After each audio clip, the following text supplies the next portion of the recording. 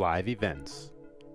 Everything from concerts to sporting events, conventions, business meetings, theatrical performances, festivals, and even weddings. The live events industry is estimated to produce $1.1 trillion in revenue worldwide, 36% of which is in the U.S. alone. Supporting over 12 million jobs and freelancers in the U.S., these figures were expected to double to more than $2 trillion over the next 6 years. And then this happened.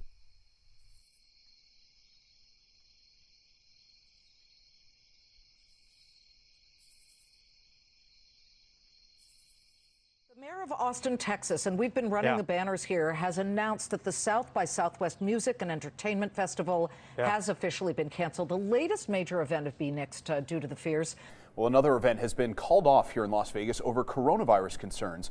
Adobe says it is canceling this year's summit. It is the largest convention center in the Western Hemisphere, and it is dead, even though normally they would be setting up for the International Housewares Show that was supposed to get underway at the end of the week. That's been canceled. A cardiologist convention that was supposed to follow that has been canceled. Now the entertainment industry is being hit with concert cancellations in many parts of the world. Festivals like Coachella are even possibly being postponed to a later date. Over the years, whenever there was a tragedy or social cause that needed help, it was these people across the event industry who stepped up, front and center, putting on massive benefits to raise awareness and funds for those in need. After the SARS epidemic in 2003, the events community put on the Toronto Rocks Benefit, one of the largest such gatherings in history to help the hard-hit city of Toronto. Following the tragedy of 9/11, 3 major concerts across the country were televised to help support the first responders and victims. Then there were shows like Aid for Africa, various Earth Day events, Farm Aid, Band Aid, and Hope for Haiti, which alone raised $58 million for those devastated by the earthquake in 2010. But we are trying to aid our own as well. Several benefit funds have been set up to help event workers with organizations like Music Cares and Crew Nation. But are these funds going to be enough to cover the indefinite lost income for 12 million workers? More is needed. There is an entire industry so few are paying attention to, a $1 trillion industry made up of millions of workers and thousands of small businesses. Many businesses will not be around in another month as this crisis continues. And our workers who have zero income for the foreseeable future. 12 million who are normally a large part of the economy. We are the airline travelers. We are the hotel guests. We are the restaurant patrons. We are the truckers, the builders, the technicians, the security staff, the caterers, the planners. We are events.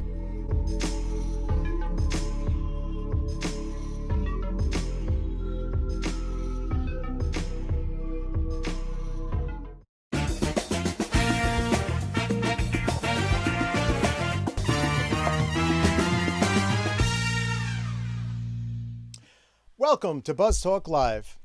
My guest tonight, Eileen Valois, is a certified special events planner and producer. From small gatherings to 30,000 attendees, from high-profile professional sports to major political events, Eileen has covered the gamut in the live events industry. She began her career over 25 years ago in food and beverage and catering, working hard through the ranks. She soon became a leader as a departmental head and general manager for hotels and other venues. Currently, she's the Senior Vice President of Sports and Fan Entertainment and Strategic Initiatives for Production Resources Group, PRG. But the current situation of live events industry, threatening to destroy many of our livelihoods, has moved her to once again change course. She now sits on the board of directors and is one of the co-founders of Live Events Coalition Stadium Managers Association COVID-19 Task Force, advocating and supporting the voices for our industry. Now, those of you that are in the industry and are watching tonight, please chat, because this affects all of us. And I ask pertinent questions that Eileen maybe will be able to, give us some hope for the future. So please join us in welcoming Eileen Valois to Buzz Talk Live. How you doing, Eileen? I'm good. Thank you. Thank you, George. Thanks for joining us tonight. This is, an important night on this show and in our world today, in our industry, I should say, and in our world. Yeah. It just, I couldn't think of a more important guest to have on tonight than you.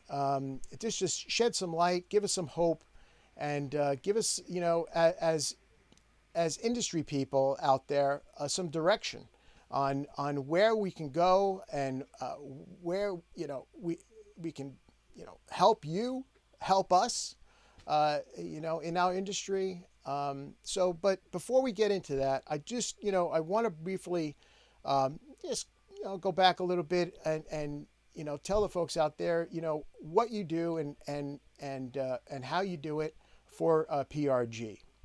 Sure. Well, first of all, thank you for inviting me to be a guest on your show. Oh, thank you. There is a lot of important stuff to talk about, so I appreciate, especially since you are also a live events pro yourself when not doing Buzz Talk Live. So I appreciate the opportunity. I'm on the other side of the camera.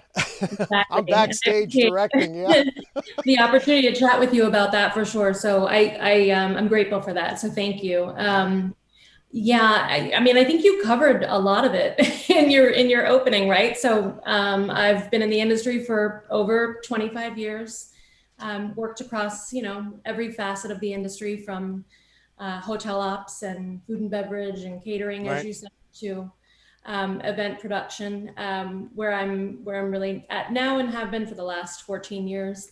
For PRG, as you mentioned, I'm the SVP of professional sports and fan entertainment, working with teams and leagues to produce some pretty amazing events across the sports world and fan engagement events. And, and that's sort of, I guess you could say, really where my passion is in the idea of creating experiences for guests. It always has been, really, Right. regardless of the side of the industry that I've been on, whether it's been in hotels or in events and venues. It's always been about that. It's always been about creating experiences for guests. And I think no matter which side of the industry you're on, that's Right. kind of what our purpose is. So that's what I love. That's what I thrive on. And that's what I get to do every day. And I mean, like, you don't, you do dog and pony shows, you do the small events, the small gatherings, and to like major stuff. I mean, Super Bowl parties and stadium events that, that are up there on the screen now. I mean, it just amazes me, working in this field and wearing different hats in all facets of the industry to get the production off the ground. And you do, it looks like you do an amazing job. Well, PRG, I have to say PRG does some really fantastic, amazing work and have been involved in Super Bowls for a very long time, as well as events across, all different facets of the industry, from concert touring to, Sure. television and film and broadcast and Broadway. So certainly the work that, the team that we have at PRG is amazing and off the charts, a fantastic team to be a part of. Well, hats off to my fellow workers out there in the trenches and backstage, this affects all of us. And as we continue on tonight, hopefully we can come up with some sort of solution to this drastic change in direction for all of our livelihoods.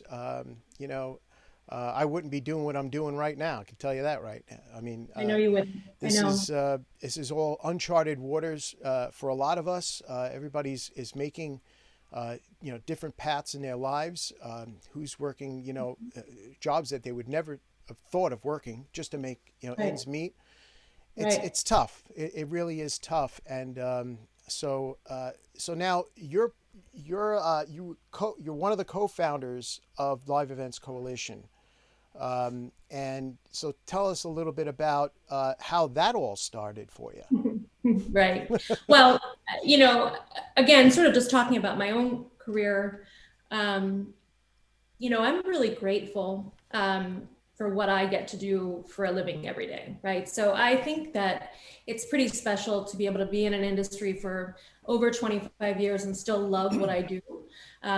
There's just something about live events. You plan and you prepare and you work really hard with teams of people, but you get one shot to get it right? Exactly. You get one shot to go live. And as you well know, things are thrown in our path every step of the way. Yeah.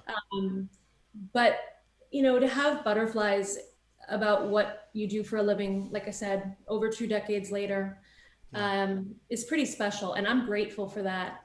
And I'm really grateful for the people that I've gotten to work with over the years. I mean, and I know there are hardworking people across every single industry, but there's something with live events. I mean, it's hard work, it's long hours, it's a lot. Well, we're a family. We get to be a family, and we eat together. We go through millions of rehearsals. We cater to the client's needs, and we all get it. We all get it as industry people, and it's all for the betterment of the show. Yeah, no, absolutely. And listen, and there's a lot of different jobs and roles that are in live events, but the reality is if we don't work together as a team, we're not going to be successful. So I'm grateful for all of the people that I've gotten to work with over the years as well. And that's sort of why when our industry shut down overnight with absolutely no warning in mid-March, I just had to kind of figure out a way to do something. And so Live Events Coalition, before Live Events Coalition, there was a petition for federal aid that was floating around. It was on change.org and it came across my Facebook feed. And there is a team of people at Digerati Productions, a small AV firm that I think just like all of us, were watching the headlines and feeling helpless and trying to figure out what they were going to do. And this team got together and decided to write a petition. Right. And posted it on change.org. And, I saw it and it had about 300 signatures on it. And I signed it and I shared it. And the next day I woke up and there was something in my email saying, Eileen, you encouraged or inspired somebody to sign this petition. And so I looked just to see, and it was at 39,000 signatures less than 24 hours later. My God. And so I was pretty inspired by that. And, and watching the headlines, feeling a little frustrated, to be perfectly honest with you, at that point in time, because we were hearing a lot about hotels and we were hearing a lot about airlines, and certainly those industries have been impacted, as so many have. And we were hearing about Boeing. But, live events was nowhere to be found in any speeches or any headlines. And I understand the economic impact of live events. I understand the ripple effect of our industry. But I didn't think a lot of people did. So I reached out to Isaac Rothwell, who wrote that petition with his team at Digerati. On LinkedIn, and I said, you don't know me, I don't know you, but I'm really inspired by the petition that you wrote, and great job. It's gotten 39,000 signatures in less than 24 hours. How can I help? And so a few days later, there was a call on a Saturday with about 5 or 6 of us that I joined. And the Live Events Coalition was born. Wow. So that's where it started. And within 3 weeks, we had close to 18,000 people who joined our Facebook national group. So it was pretty crazy. So it really has turned into a grassroots movement on your part. I mean, you collated this whole operation, you and 4 other of the co-founders that were a part of this. And, as far as getting the government to hear us, and to hear what you have done, and your coworkers that you're teaming up with. I'm going to jump right into it. I mean, as far as the government and their role, there's a Restart Act. Is that what I'm hearing? Or There is. That's an act that's in Congress right now and up for consideration. But I should say to you that there were a few of us that stepped into roles as leaders, which are the co-founders that you're referencing, the founding board of directors, if you will. Right. But so many volunteers immediately, just how can I help, and sprung into action. And, you know, Well, that's how it starts. It starts exactly. with a role play. And right, exactly. Yeah. So many. And before we even had our structure in place, if you will, for the national group, we had people wanting to start state chapters and coalitions. And so, I mean, you know, I'm just one person. Yeah. But there are a lot of people that have just really decided this is the time for my voice to be heard and stepped up. So I will say that. But in terms of the Restart Act, yeah, I mean, so, you know, the mission of the Live Events Coalition is to advocate for and support the voices of the live events industry, right? And one of the challenges we have going into this crisis is that we're a very fragmented industry. There are, you know, meetings and trade shows and conferences, and they sort of have their groups. There's entertainment, there's arts and culture, but just generally speaking, we're a very fragmented industry. And I think one of the challenges that we had is that people didn't really consider us to be an industry. They didn't really understand the economic impact that we have.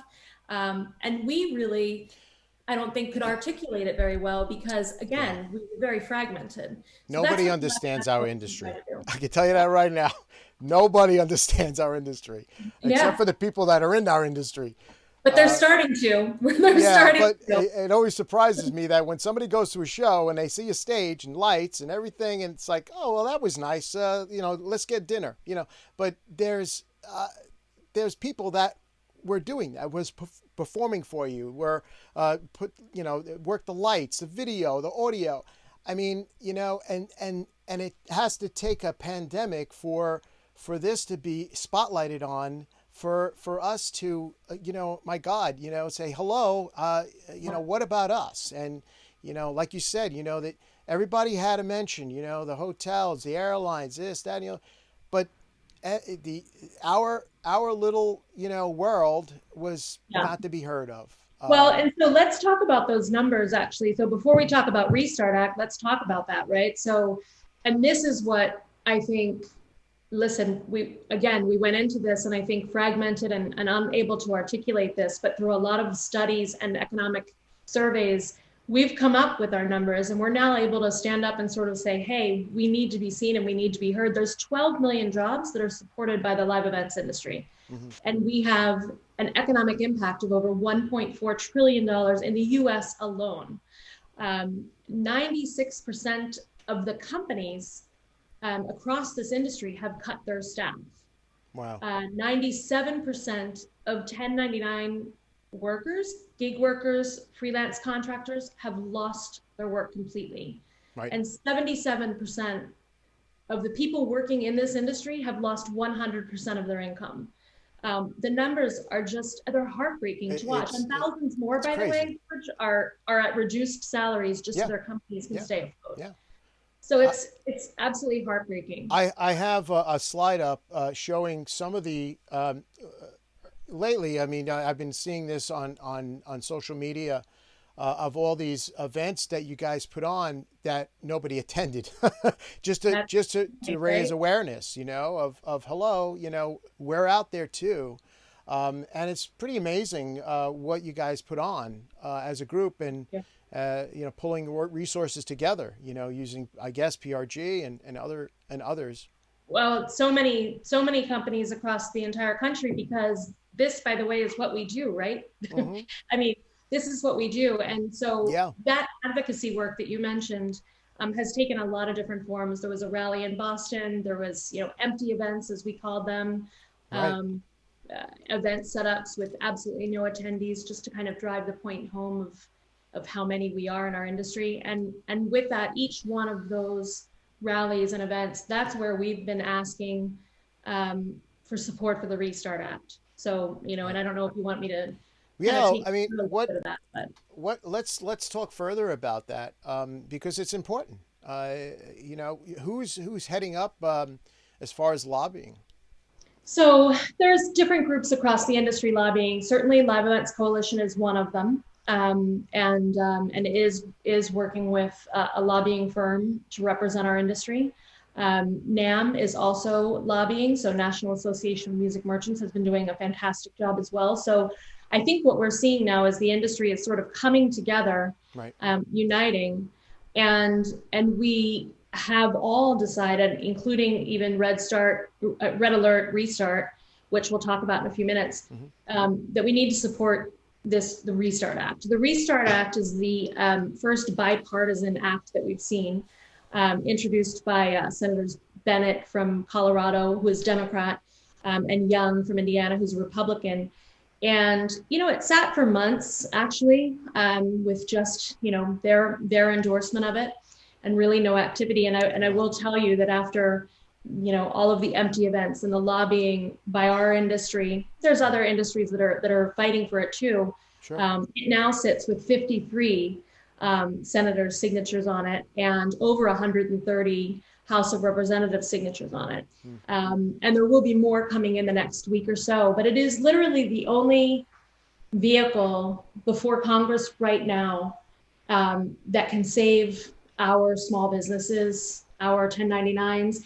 And one of the things that's notable about Restart is that it's actually for companies with 5,000 employees or less. So what I like about that one in particular is that where the previous PPP was truly for small businesses, companies like PRG actually, that weren't big enough to qualify for the big bailout, kind of in the middle. weren't small enough to qualify for that PPP. But this Restart Act actually provides for companies with 5,000 employees or less. And I think probably the most notable points of the Restart Act that everybody in our industry needs to know and needs to understand why it's so important to support this is that it is really according to how much revenue loss or income loss you have as to what benefits you can get. So if you're in the hospitality and events industry, like we are, events where we have 100% revenue loss really since March and no sign of it coming back until 2021.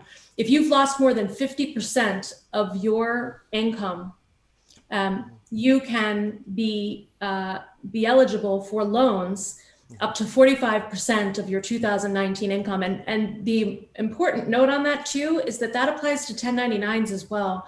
So if you're a gig worker or a freelancer, small meeting planner, and you're a 1099, you can actually qualify for that as well. So that is really, I think, is good news. That is good news. That is good news for a lot of people. I mean, because look, there's the utility workers, the carpenters, the second unit people that have to be a part of a production, and they're just called on as freelance, as 1099s, and those poor people are just trying to fight and survive to feed their families, and and taking on other work, like I said, and it's just god awful. I mean, but other than going to Congress and fighting the good fight in government for us, I mean, as a whole industry, and for you now to say to people out there, like, what else could we do? What can we do to put us back to work? I mean, because look, 5 months seems like 5 years. It really does. I mean, my last show was March 12th, and that was it.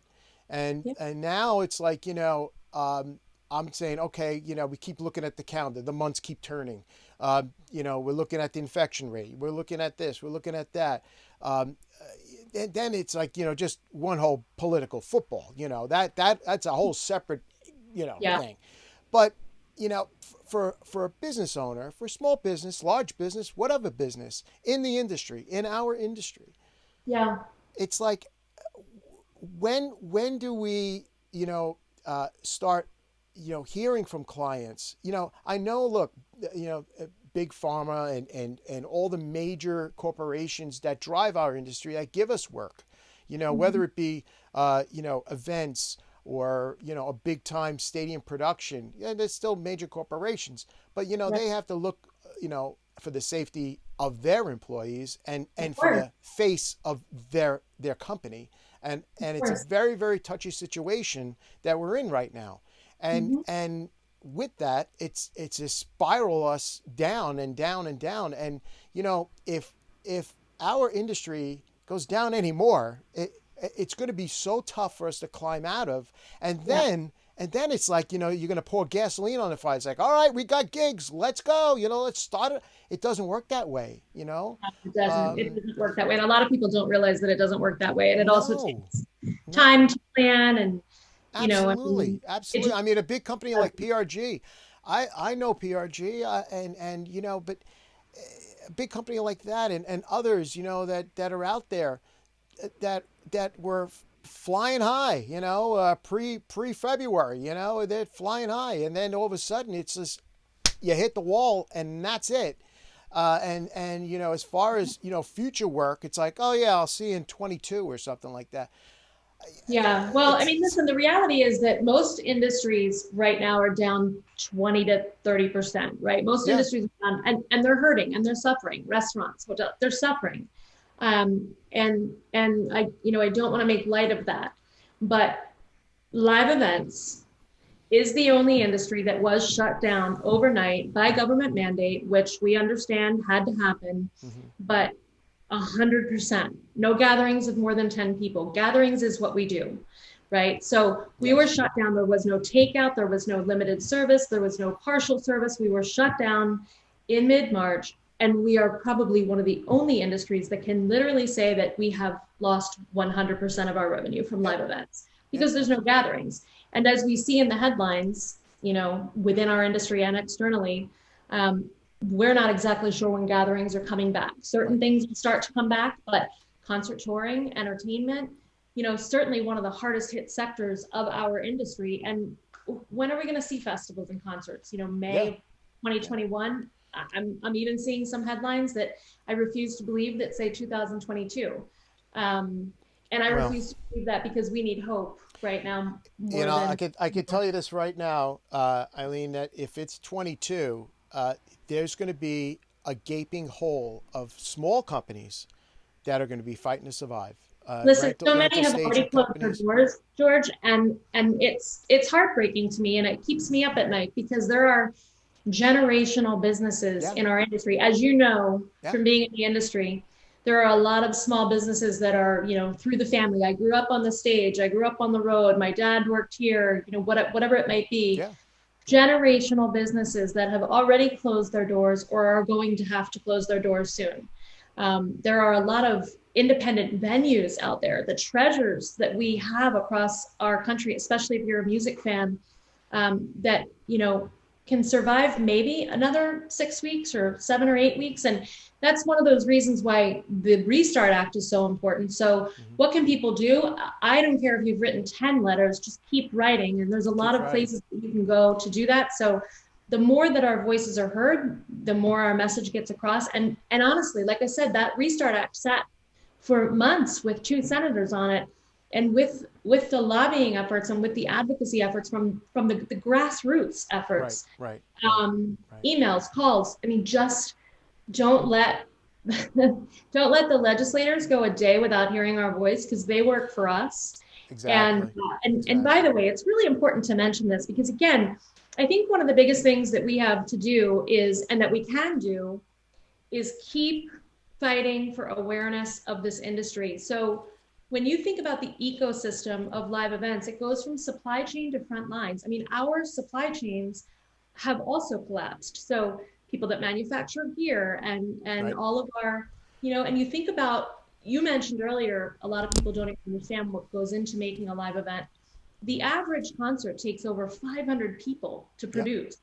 And everybody thinks they're going to see the artist on stage, and they are, but there are from concession workers and merch to, technical crew and ushers and security personnel, and the people that print the badges depend on that concert or festival, right? And so it goes across the gamut. Broadway, you think about Broadway, you're in New York. What happens when Broadway goes dark for a year? Guess what? All the restaurants, around it, the shops, the hotels. I mean, so hotels absolutely suffering, restaurants suffering. But guess what? People come for events in many cases, and everything around it shuts down. So it's pretty critical that we save live events. Well, I'll tell you, tonight we're up against the VMAs. I know we are. and they're being held at Radio City Music Hall. But I just before the show, I was just kind of viewing, and they had like performers up on buildings and rooftops and stuff like that. You know, they're trying to make it work, and you know, it's something. It's something. So how do we return? So you started to talk to me about that a little bit. So I gotta say this, because this is also something where it's like, it's a headline that people in live events should worry about safety of guests. And I kind of have to say to myself, like, yeah, and we have for 20, 30, 40, 50 years, because it's what we do. So we adapt and we pivot and we figure out how to do it. I mean, this is not our first rodeo. Like 9/11 happened, right? Our venues, our events became soft targets for terrorists. Yes. And we had to figure out what our plans were going to look like to keep people safe. We worked with Homeland Security. We worked with all of the government agencies, and we came up with a plan. We've had SARS before. We've had, you know, we had bird flu. We had, I mean, there's a lot of things that we faced, and I'm not making light of COVID-19. I want to make sure that's really clear. But figuring out how to take care of our guests and our attendees and our audiences is not new for us. Well, and so one of the biggest things that I would ask our government agencies and local and state around the country, and this is one of the very first things we asked for in a press release for the Live Events Coalition, is, in addition to all the advocacy work, is form a task force group with people from the live events industry. Certainly there have to be others on it, but let us figure out how to open safely, because we're really capable of taking care of people in our space, and we're very concerned with their safety, and we have to make sure they feel welcome in our spaces. Sure. No, I mean, that's so true. I mean, you have hotels that have empty ballrooms, and I mean, down in Orlando, and those ballrooms are huge. And it's, you know, it's just crazy that, you know, it's just a waste of space right now, but it shouldn't be, you know. I mean, there's space. There's, like you say, there's solutions. You could do spacing and maybe a hybrid. You know, we've listen. The Event Safety Alliance. I think I've told you that I've been working with Jim Digby recently, but Jim Digby is the president and founder of the Event Safety Alliance, which has been around for almost 9 years, right? So again, not a new problem. The Event Safety Alliance, like a couple of months ago, had a safe plan for reopening, and it's been translated in 6 languages. It's out there. Let's just start talking about it. Let's work on it. I do think there has been something that just came out in the last couple of days that is a game changer for us. And I don't know if you've seen this, but Abbott Labs has a new product that is a $5 COVID test that takes 15 minutes. You can literally pull up to an event, have the test administered for $5, have it tied to your cell phone, and within 15 minutes, 5 to 15 minutes, you can get a notification on your cell phone as to whether you are positive or negative. And your negative test essentially is a pass to get into that event. Is that right? Yes. And Abbott Labs is prepared to drop 30 million of those tests in September and 50 million in October and 50 million every month thereafter. Okay. So to me, that headline is hope. That equals hope. Yeah. I mean, you know, one of the great things about this program is the chats, and people have been chatting, and forgive me, you know, the topic is pretty raw and it's really personal tonight, but there are chats out there.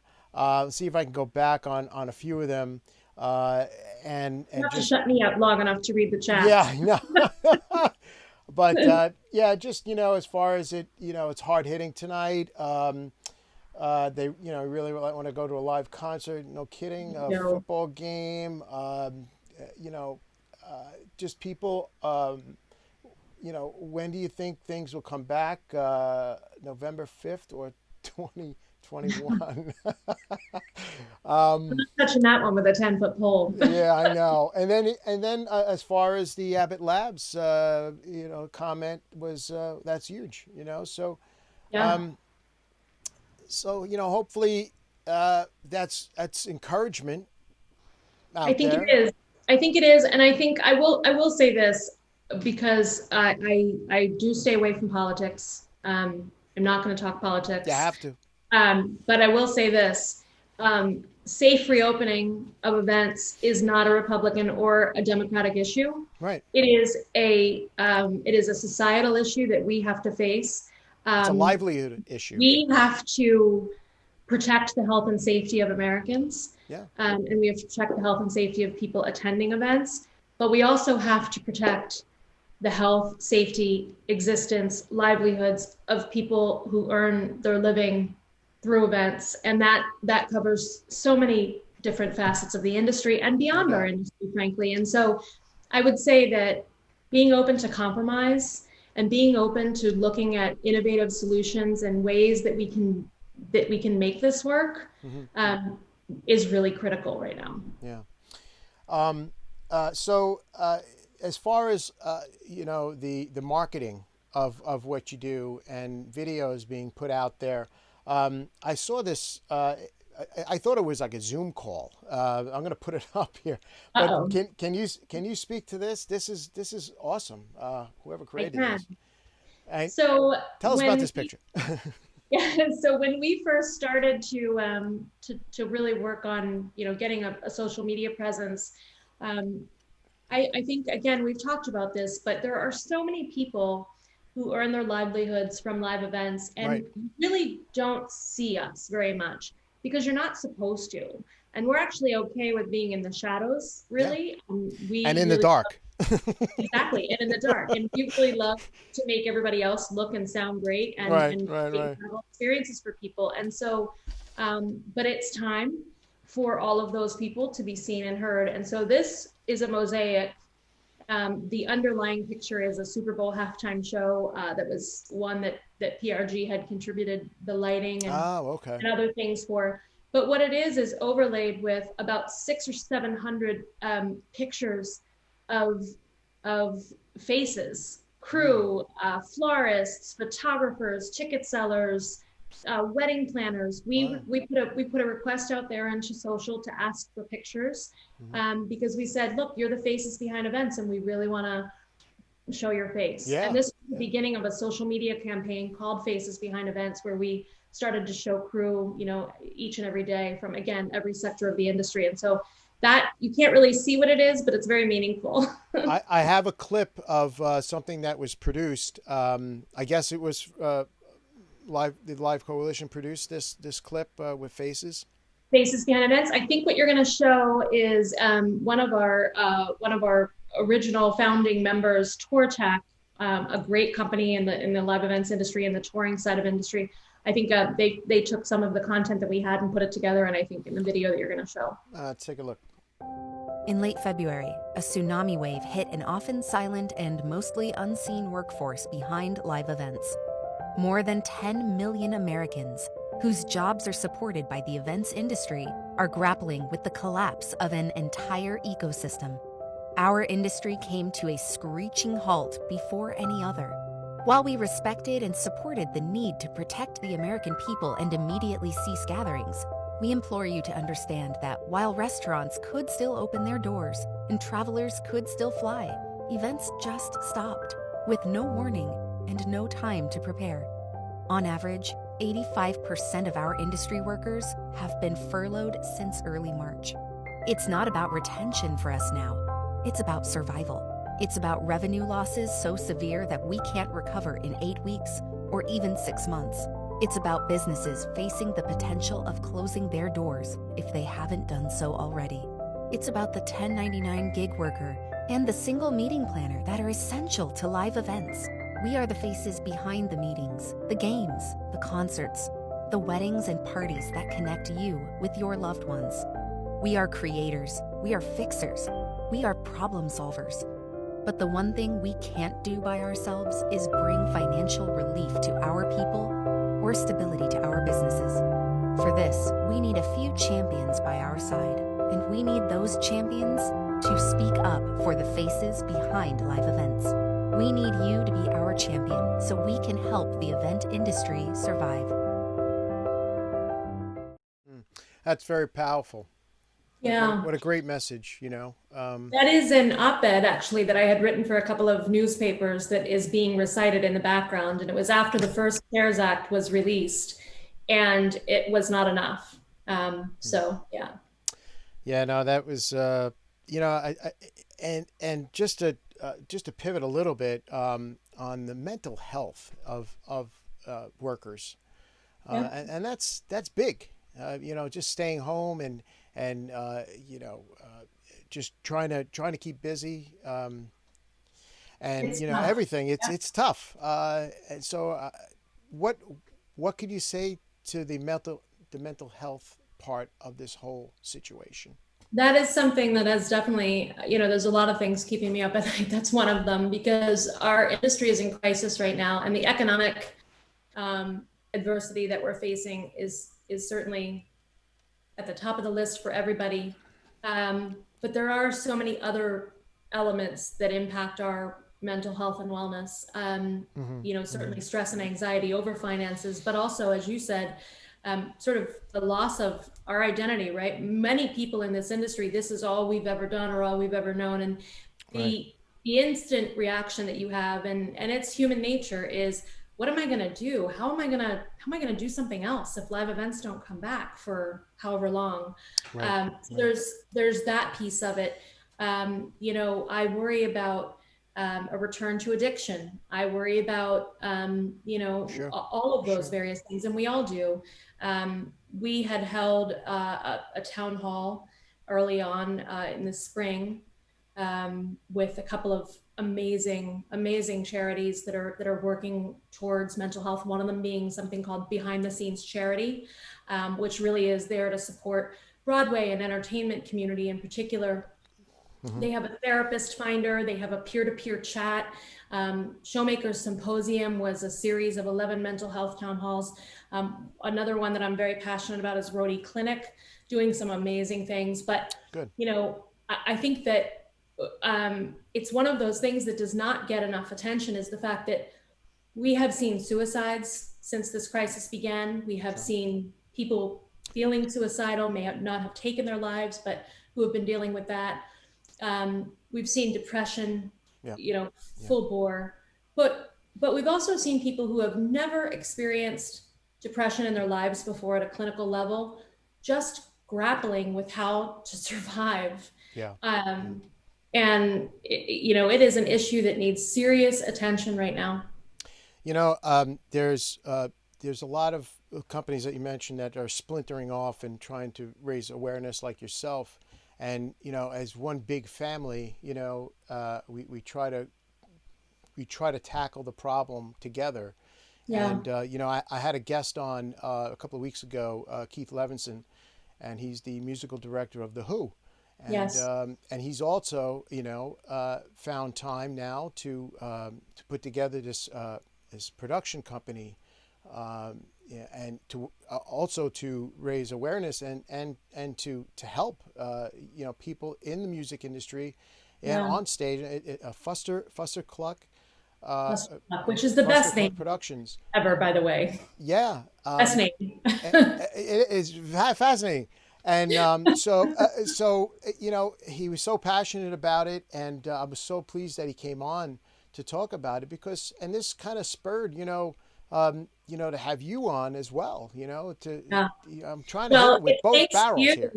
it's thanks to you, George, that I've actually connected with Keith Levinson since you had him on, I'm not shy. I reached right out. He's a nice guy. He's really a sweetheart. And that is the point, right, of all of this, is now there's an opportunity for Keith and I to potentially collaborate on things, through Live Events Coalition, but also other things that I'm working on as well that I'm very excited about.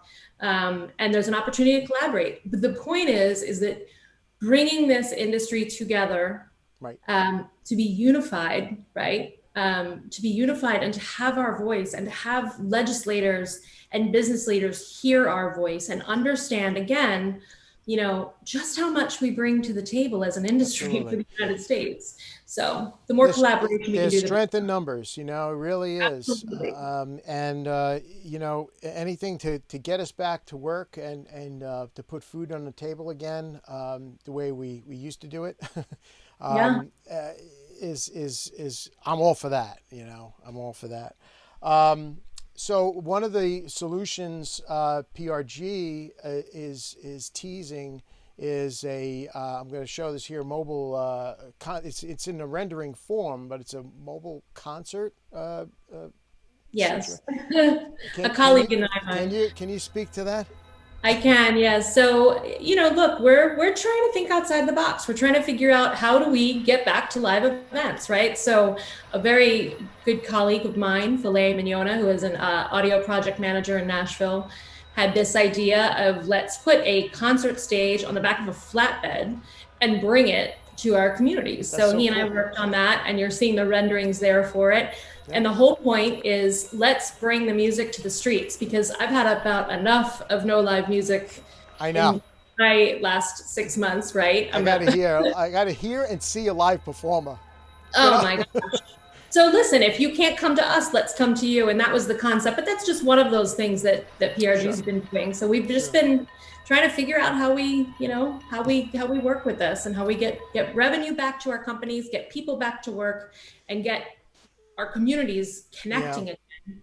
Because virtual is one thing, but the power of live events, the power of music, you'll never tell me that it's not something that we need as definitely not. There's a chat there. What can we do to help to get back to normal? I mean, you know, we've discussed it, you know, as far as, you know, joining forces and you know, volunteering and you know, what is there any other solutions out there for just people that's sitting home and you know, they're in our industry?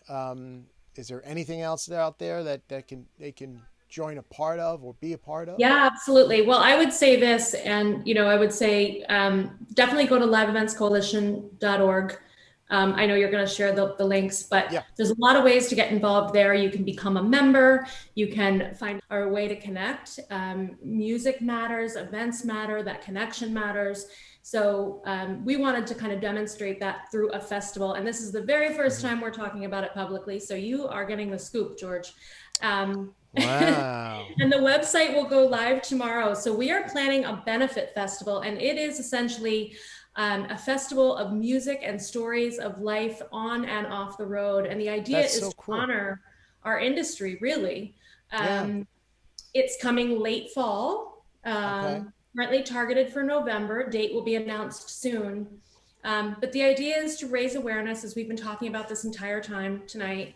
But it's also to raise funds, and we're raising funds for 3 different efforts. One of them being Music Cares, which provides critical assistance in times of need for the music industry, music people.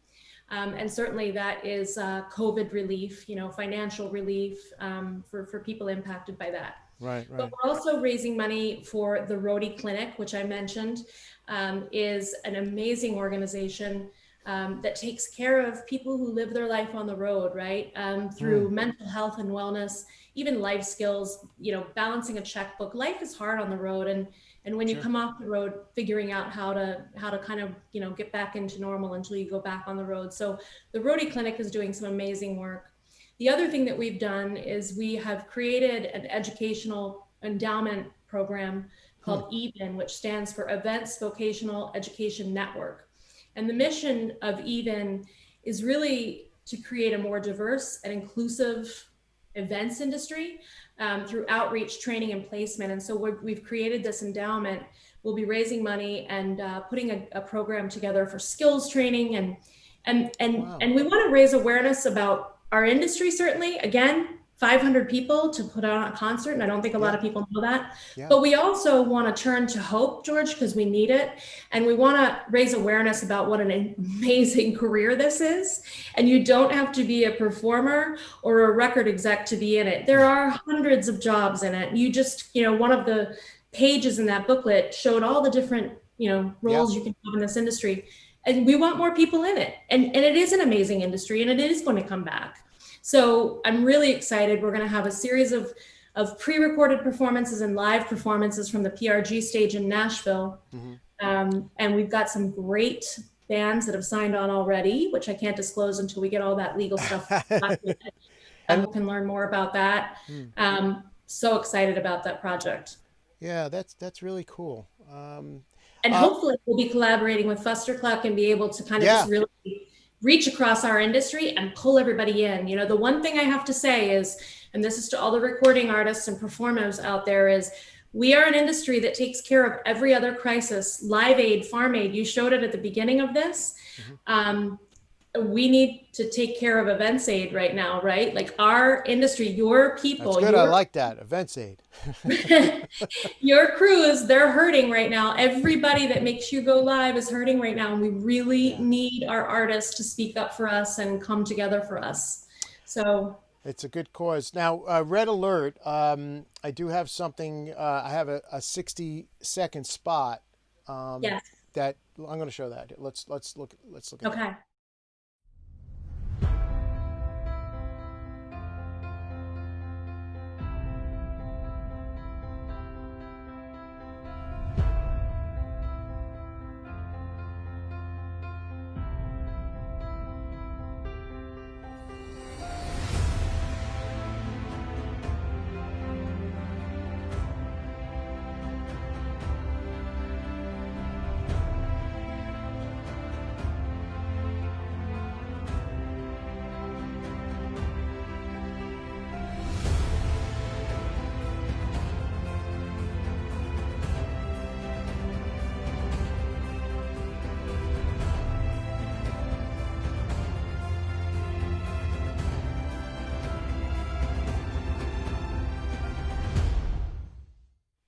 That's really cool.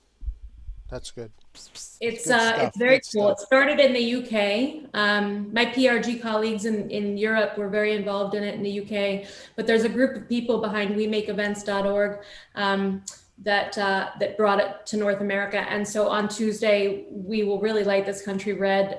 You know, they are certainly at the core of organizing and planning this, but there are over 2,000 buildings that will be lit red at this point, and the list is growing. Wow. And companies all across the place, individuals, businesses, you know, freelancers, everybody in this industry, light your house red, light your venues red, light an iconic venue red. You know, it's horrible that we had to go to this to you know, say, look at me, look at me. Yes. You know, I have this clip here with Kristen Gillibrand. She's the, you know, the government appointee there. Well, New York? Yes. Senator, right? Senator or Congresswoman. From New York. Yep. Democratic senator from New York. Yep. Right. And presidential candidate. And presidential candidate. Yeah. So she visited PRG earlier. And let's run the clip and then you'll discuss it. Okay.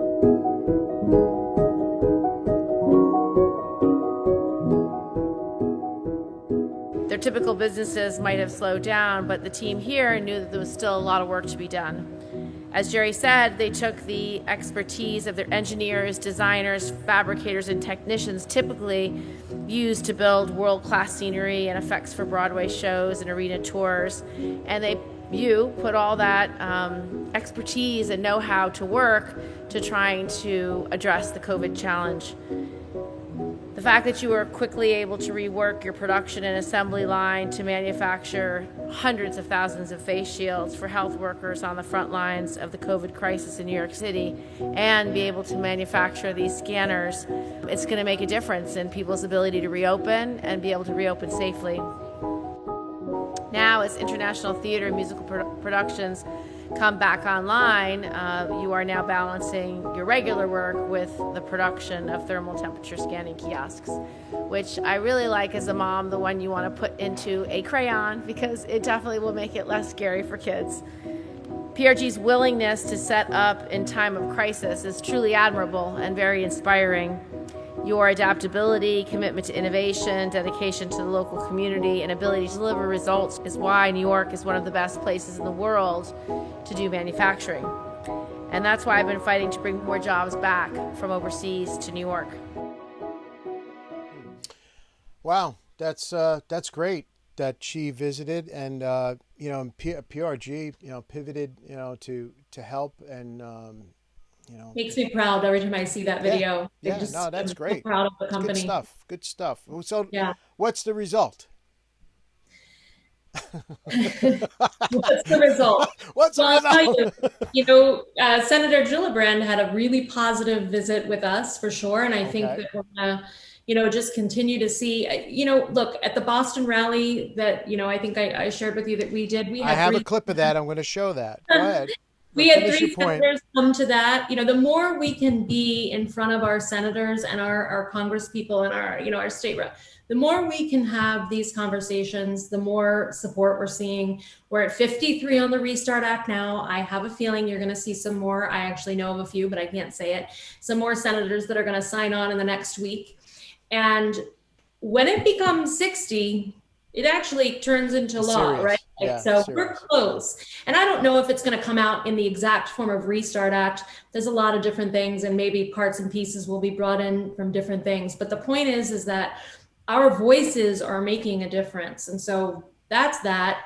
We got to get the aid dealt with first, George. We got to get relief aid to our people. The $600 extend PUA is also critical. I don't want to hear it about the fact that it's not an incentive for people to return to work. No. Trust me when I tell you, in the hospitality and events industry, we want to work. People want to work, and they can make far more than $600 over and above the unemployment if they were to be able to go back to work. So it is not something that is not an incentive to people to return to work. You need, if you have an industry that doesn't have the option to work, then you have to help them out. So extend PUA is critical. Not $200, not $300, not $400. Extend the $600, because that actually, by the way, just goes right back into the economy, so people can pay their bills and keep other people employed, right? So that's important. We have to get through those things. When we get through those things, hopefully, look, the reality is they're coming back September 8th. Hopefully by October, we'll start to see some relief. And then let's turn our attention, we should be turning our attention to it now. Safe events. Let's think about it. Let's strategize. Let's figure it out. And let's get back to work. But before I show the Boston rally, just to make another point, as far as, events in our industry, I think the tipping point is going to be school. I think that when the kids go back to school, if all goes well, I hope that's going to change some minds out there in creating smaller events, even to start with, and I don't know, something. I mean, look, there's other solutions out there. There's hybrid. You could still do video conferencing. Look, but as far as events where a guy with a band up on stage, people arm to arm, that might take a little bit, to be honest. Maybe, but I'll tell you what, we're pretty creative people. We can come up with some set designs that reinforce social distancing. I mean, we've seen some things. There are incredible decor companies out there that have come up with these. I mean, frankly, I would like to sit in them pre-COVID and post-COVID, these little, social distancing lounges. I would love my social distance at a concert personally. I'm all for that. I'm all for that. Give me a glass of bourbon. Let's sit back and chill out. Exactly. But if anything else, Eileen, this is really has brought our thinking caps together and created, yet another solution. There's ways to do it. We just have to start talking about it. I have to tell you that I'm actually, fingers crossed, I'm really excited for the NFL season to start, because there are going to be teams that don't have fans in the stands. I get that, but there are going to be teams that have capacity plans that are rooted in safe analysis. And I think when we start to see, some of these teams that are going to have fans in the stands, even though, listen, it's in most cases 20% or less, it's something. And maybe if we start seeing that, and I think the more that our government, local and federal, start working with the events community, and CDC and the Event Safety Alliance and EIR and all these various, the more we can get back to it. I mean, that's what we need to do. And I think that the chats are reflecting that. People are we can do it safely, and effectively. But I do want to get to this Boston rally, because you're from Massachusetts, right? You're in I am Boston based, yeah. And so set this up. Philadelphia as well, by the way, just in case any of my family is watching. I am from Philadelphia, but I've been in Boston for a very long time. I just want to make sure I give credit where credit's due. Absolutely. Shout out there. Shout out.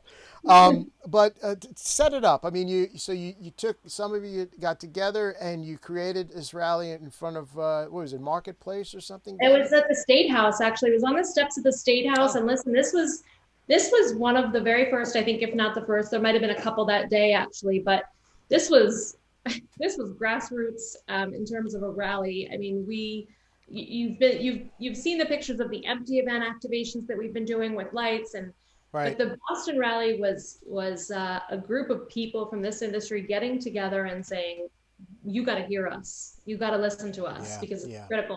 And like I said, we did have we had a number of different senators there from Massachusetts and state representatives, and so it was a great first event, and I think important to kind of start to get the message out. All right, so let's take a look at the Boston rally.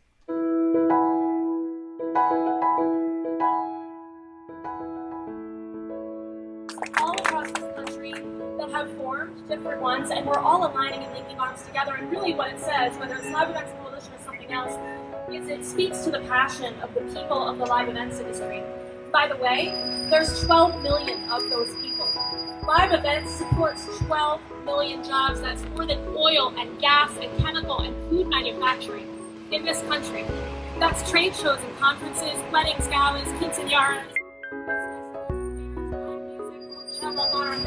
Broadway. It's the entire scope of live events. It's 12 million jobs. And the economic impact of our business that we all contribute to and make happen is over $1.4 trillion every year. And I think that's one of the biggest things that people don't realize. It's exactly how large this industry is. The cover of Rolling Stone magazine said this is the largest industry that no one has ever heard of. And so when we heard about hotels and we heard about airlines in that first week of COVID, we weren't mentioned. And hotels and airlines are suffering, and so are restaurants. But the live events industry was the first industry to be shut down by government mandate. No gatherings of over 10 people. We were the first out of work, and we will be the last to return to work. We all know that. That's our reality. But we need people across this country who are not on the inside of the live events industry to understand that. We want to work. We want to get back to work. We can't. Live events can't be held right now. Red Sox are at Fenway Park without fans. Think of all the concession workers that impacts. Think of all the workers in production that support the events in and around it. So we just need everybody to understand the size and scale and scope of our industry. When Citywide comes to Boston, people are coming and they're spending money in our restaurants and in our retail stores and in our leisure activities. But don't forget that they came here for an event.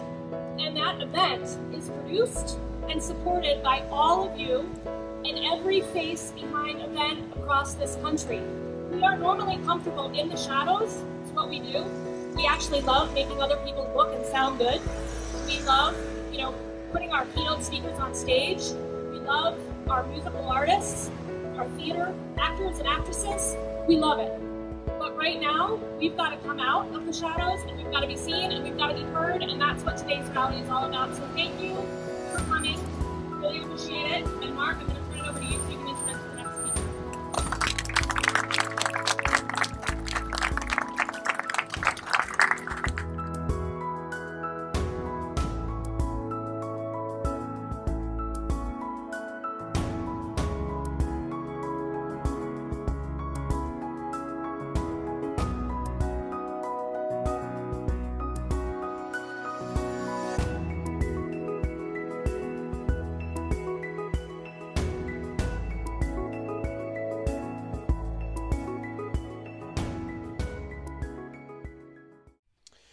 That was amazing. You know, that's I put the chats up. You know, as far as inspiring, and one person wants to know if this interview on social media next few days to show everyone how important this is. I'm sure, you know, it can be arranged. Yeah. One note I want to make on that Boston rally video, just because I want to show the breadth of what we're doing here. That was infused with some footage from LA. So the one voice, the tables that were arranged in the pattern of one voice, that was at LA Live actually, and produced by the California Events Coalition, one of our state affiliation partners, Live Events Coalition, and so many vendors who donated time and product and in-kind service. And Alexander Rembach, who was a volunteer with the coalition and just an amazing event professional, who's actually, by the way, putting on a safe wedding tonight for 88 people in California. So that's really hopeful.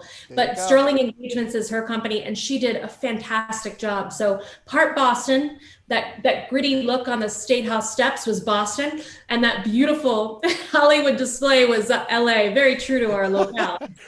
Well, that was amazing drone footage that we cut together. That was really good. That was really good. Yeah. So, all right. I mean, as far as just, you know, finding where we go from here, I guess we're kind of in a holding pattern at the moment. You know, hearing back from this the Restart Act and all these other little events that are brewing and happening in the fall, and so let's put a cap on this. Where are we at, and where are we going? Well, look, it is an election year. Yes. So the legislators, listen, again, I'm not taking a position here one way or the other, but I think the legislators are, you know, there's been a lot of negotiations back and forth.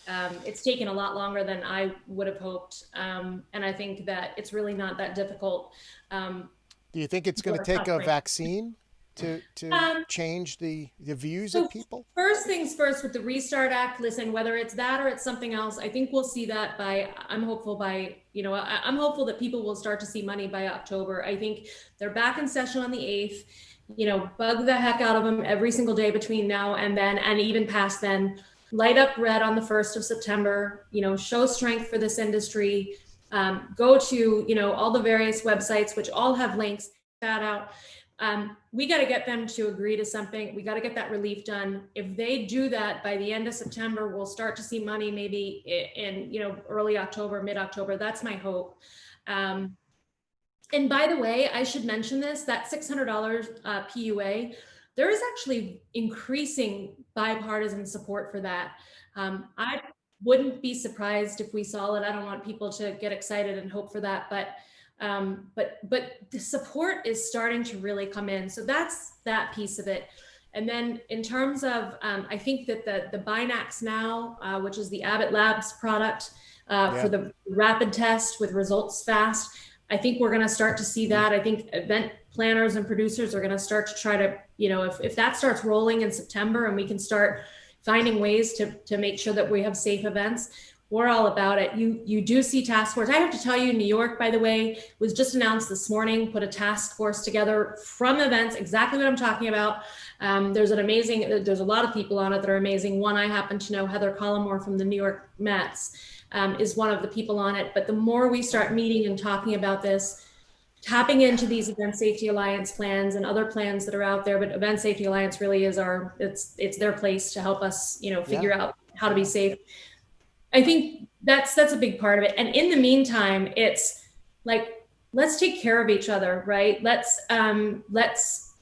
understand that that COVID has created a tremendous amount of suffering on all sides of this equation. People are suffering because of COVID, because of the virus, and people are suffering because of the impacts of COVID, because of our livelihood and our loss of livelihood. And so we've got to start taking care of each other.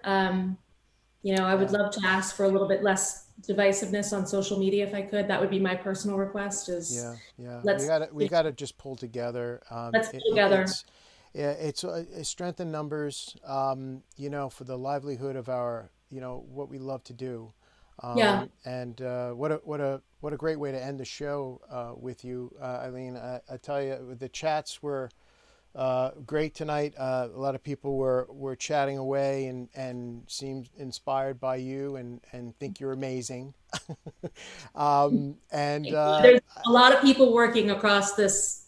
I just want to, I'm one of a lot of people. No, I know. But you're on Buzz Talk Live. I know, I'm on Buzz Talk Live. So you're amazing for having me on. No, great. I really appreciate you making the time and joining me on the program and raising awareness. I mean, come on. Raising awareness. Raising awareness. This is what we do. This is what we do. And make sure everybody checks out Level Up Fest because it's going to be an amazing show. Yes. Level Up Fest.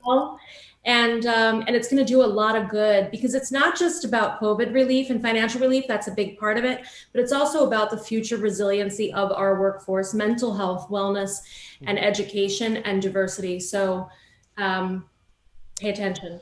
Well, yeah, I mean, you've rolled up your sleeves, Eileen, and got to work immediately and saw the opportunity to pull your resources together from the company that you work with and people that you know, and this is I think this is a good thing, and there's other, like I said, splintered coalitions out there, Fuster Cluck. I'll put up the so people can visit their website too, Fuster Cluck Music and WeMakeEvents.org and all the others.